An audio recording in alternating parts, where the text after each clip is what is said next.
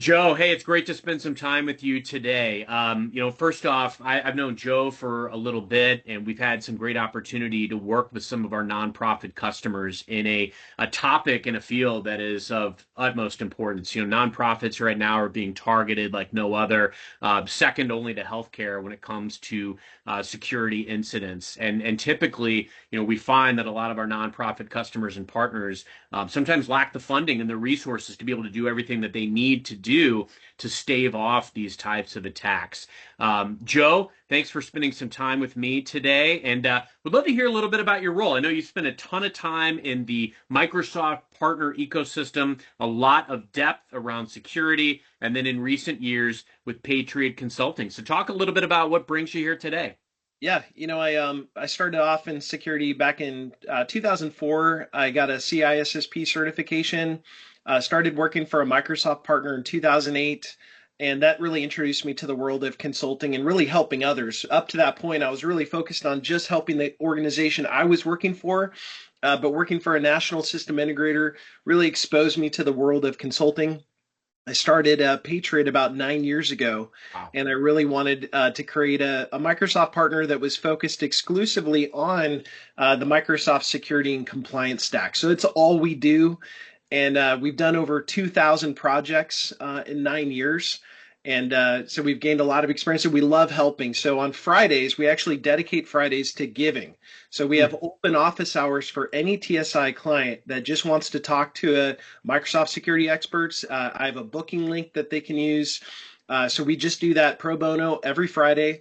And we've been doing that for many years. So it's Wow. our, we just love helping, especially as you mentioned, nonprofit and charities, because they just often don't have the budget Yeah. for cybersecurity. So. Joe, I need to get that link so that I can evangelize that. We've got a newsletter that we leverage with our nonprofit customers. And, I find that to be the greatest give. I joined Tech for Social Impact last year, very intentionally, with the opportunity to really be a conduit to some of these resources at greater Microsoft. And, we invest very heavily in the nonprofit space, but a lot of times our customers, they're not aware of some of these resources.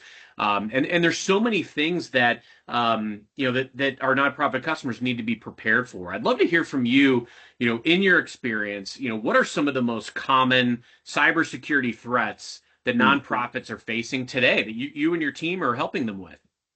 Yeah, the most common threat remains and continues to be phishing.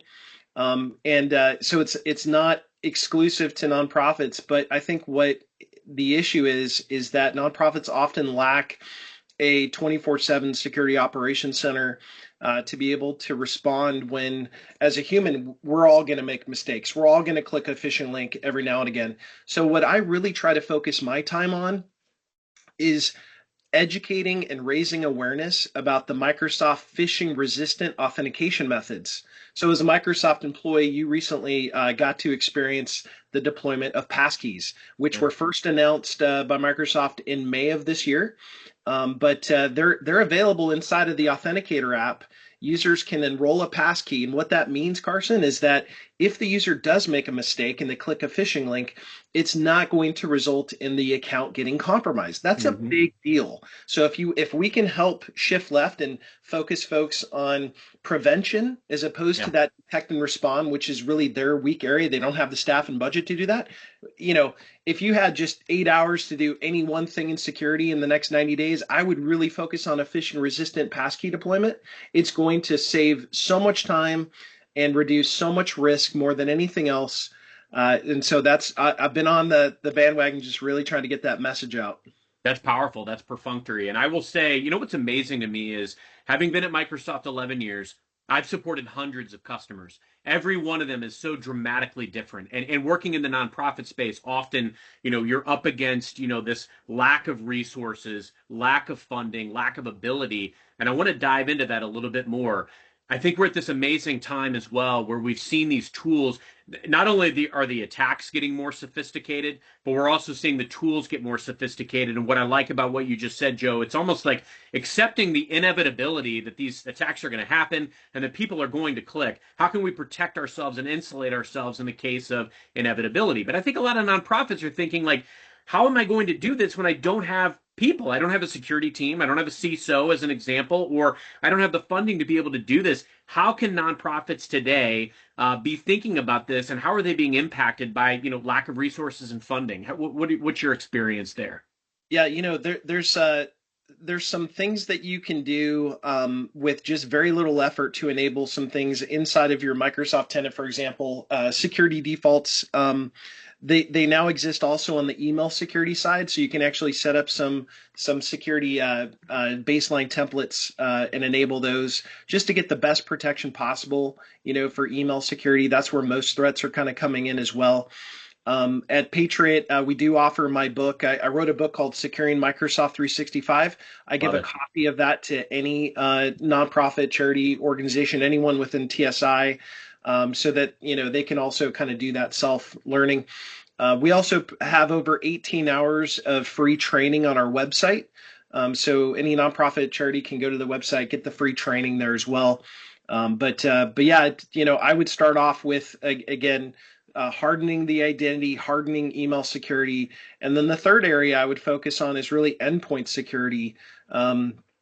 Using Intune, a lot of organizations have E3 licensing, Carson, and Yeah. so Intune is one of the best things they could take advantage of. Simply turning on the Windows firewall is such a big deal. Yesterday, one of my clients informed me that they actually had a ransomware attack occur. And one of the things that the threat actor did is they moved laterally with the SMB protocol, server message block protocol. If the Windows firewall had been enabled on their workstations, that threat actor would have had a lot more, they would have had to, spend a lot more time, cost, energy to try to perpetrate the attack. Yeah. But having the shields down, Carson, having the Windows firewalls off on these endpoints made it so that that threat actor just rapidly moved throughout the whole organization. So using Intune, turning on the Windows firewall, that just a small thing like that can make the adversary's job a lot harder. I love that you called these things out, and this is full of golden nuggets. So first off, I want to make sure we nab, the links to the book, some of the other resources that you're able to provide. It's also been my experience, Joe. I talk to so many different customers, and oftentimes they're not aware of what all they own, especially around Microsoft 365 E3, Microsoft 365 E5, a lot of these things that are not active that they're paying for. Or there may be, especially in the nonprofits case, where there's not a lot of additional funding and resources, there may be third-party solutions that they're paying for elsewhere that Microsoft 365 can take care of that exact need for. And if you watch the trajectory, Microsoft has become a security company. This is top down.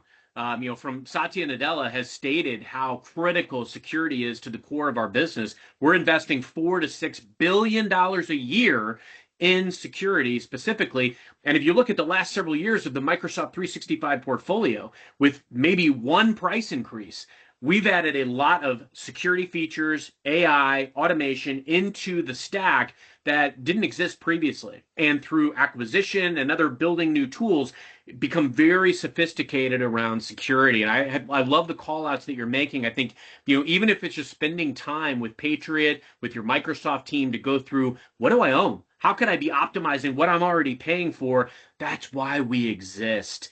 I know you shared kind of a real life example of a nonprofit falling victim to cyber attack and how they could have, maybe been better secured there. Any other stories? I know sometimes these are painful. Any other stories that jump out at you where you've seen some of these organizations fall victim? Yeah, bigger than ransomware is business email compromise. So Mm, most of the incident response when we get called in to investigate, usually the threat actor's motivation, Carson, is to get in there and actually perpetrate either a wire transfer or a direct deposit change. And again, all of this starts off with email and oftentimes is a result of either inadequate MFA, right? They didn't have phishing resistant MFA, really a compound of, a perfect storm of, things that weren't in place. But a story I would share that it happens all too frequently. Money is transferred to the wrong recipient. And how did this kind of start? It's not just technical controls that we're lacking, but it's also process gaps. So, for example, I tell clients all the time, look, if you're going to be transferring more than, again, you set the limit, whether it's $10,000, $50,000, whatever it is, whatever you're not willing to lose, set up a verbal passphrase with that recipient to start off with. So when you do vendor onboarding and you're agreeing on payment methods, agree on a passphrase that has to be verbally, shared over the phone. And the reason this has to be done with a passphrase as opposed to just relying on a phone conversation is we now have deep fakes and AI. Threat actors have been known to already use deep fakes to convince recipients to issue wire transfers over a phone conversation that was completely faked by artificial intelligence. One thing you can't fake, Carson, is what is the passphrase for this transfer? Something you know. So that's a process issue, not a technology issue. So thinking through things like that, I think, are really important to guard against. Business email compromise, Carson, is 10 times a bigger problem than ransomware, according to FBI statistics. I think that could really help as well. That's eye-opening. I find, and I'm sure you do as well, in conversations with board members, other C-level, especially chief financial officer, because of the mitigation of risk, you're starting to see, more of an emphasis on security in some of these organizations. I personally, I think it's a cultural shift, and I felt what we've done at Microsoft is a cultural shift around security these last several years. But I'm curious, from your vantage point and your experience, and what you're seeing out in the field each and every day, how can nonprofit organizations make that shift? How can they build a culture of cybersecurity awareness and be on the lookout for these things? Yeah, there's one particular feature that we always try to inform clients about that Microsoft has. It's a phishing simulator, and you really send out these kind of phishing emails like we just described, a business Yeah. email compromise kind of attack. And if users do fall victim to it, they click the link, they open the attachment. They're then guided through security awareness training, and doing that, at a minimum of once a quarter, ideally. Depending on the role in the organization. If they're in finance, they should probably get that monthly as opposed to quarterly, right? More frequent targeting. But for sure, I think the security awareness training that's just built into Microsoft Defender for Office Yeah. uh, Plan 2 would be a great benefit to them. I know that Microsoft 365 Defender is a big area that we work on together. I'd love to hear your thoughts. A lot of the things you've touched on today, Joe, as far as phishing, ransomware attacks, they can be mitigated through Defender. Any other areas of Defender that you would want to highlight and ways that you're seeing it helping customers in action today? Yeah, there are a couple of things. One is Defender has this feature called automated attack disruption. I've seen it firsthand work. It's pretty incredible. So the way it works is if Microsoft has enough confidence that either a user account was compromised or a machine has ransomware, it's going to automatically remediate the event. And is frequently or is in short amount of time as within 1 minute. So we actually saw this occur. We operate a 24/7 SOC. So clients that can't afford to build their own security operations center, we offer that as a service. And so we actually saw an incident come in, a user account was compromised, and within 1 minute, the Microsoft Defender solution disabled that user account without our SOC even having to lift a finger. It was pretty incredible. So that's built in. But I think for clients, let's say they can't afford a SOC. One of the Yeah. best things they can do, Carson, is consolidate their security tools to the Microsoft Defender platform. It's one single pane of glass. We call it the unified, console. It's one place to go to for all their security events. So if they have one thing to check every day, it's just that one console. They don't have to check a different email security vendor, a different EDR tool, a different identity, MFA provider. It's just one place, one consolidated place to go to for everything. So yeah, the Defender stack does provide that unified console. Yeah, look, you guys do a lot in the way as well of security awareness training with Defender for Office 365. Tell me more about that piece. And I'd love to hear too, Joe, like the impetus for some of these things that Patriot does that are very unique to Patriot. Yeah. Yeah. So Microsoft struck an agreement with SANS, and they can provide, training within that tool. So it's just part of Defender for Office. They can go in and schedule this to occur as well. So a lot of organizations are, required to do annual security awareness training. So this tool can absolutely meet that minimum requirement right there. At Patriot, if you take advantage of our open office hours, we can just guide you through in your own tenant how to do this and help you, get familiar with it. It's that quick and easy to get set up and running. And at Patriot, one of the things we offer is a security assessment. We call it Secure Shield. We go through the Yeah. entire tenant and actually make sure that all the best practices are being followed while we're actually educating and training that individual too. A lot of folks want to understand the impact of a setting change. Is this something I need to email my users about before I, flip the switch? So we love to do that coaching and training as well. I'm seeing more and more need and prominence around managed services. And so I know that this is another area where you play, specifically even with your MXDR 365. Tell me more about what Patriot offers uniquely in the way of managed services. Yeah, so what we do for managed services is that Secure Shield program where we go through the Yeah. whole tenant, lock that down, but it's not just a one-time thing. We continuously keep the tenant hardened because, as Microsoft introduces new settings, new features, new products every month, in a place called Message Center, there can be over 1,000 of those messages, Carson, per month. So we take on the fire hose or standing in front of the fire hose to review all those and essentially telling you what's important, and then we help you configure those items. So that's kind of managed service one, Secure Shield. That includes unlimited support for Defender, Intune, Entra, Purview. So your investment in Microsoft, we can take on, unlimited support for that whole ecosystem, getting it secure, getting it hardened, and operating it efficiently. The second service is really a 24/7 security operations center. We call it MXDR 365. What is MXDR? Managed Extended Detection and Response. Yep. It's not just EDR, endpoint detection and response. It's the identity of the user. It's their email. It's their cloud apps. It's really everything. It's comprehensive. So it's X, it's extended. And so we take on the setup and deployment of Sentinel, the full deployment of the Microsoft Defender stack, Microsoft Purview, Entra, Intune, the complete investment in Microsoft. We deploy it, and then we actually monitor it 24/7.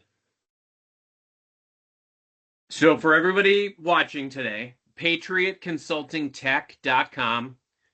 It's worth the check, if not only for going for some of the resources that are out there, some of the recorded events and webinars, upcoming events. Patriot does a lot in the way of obviously giving, doing these free assessments, skilling, providing information to the ecosystem. Joe, this has been amazing. Anything else that you want to pivot on before we sign off today? No, thank you so much, Carson, for the opportunity. It's a pleasure, and hopefully we can do this again soon. Absolutely. Anytime. And Joe, we'll see you in the field. Thanks for all you do for our nonprofit partners. Thank you. Have a great day. You as well.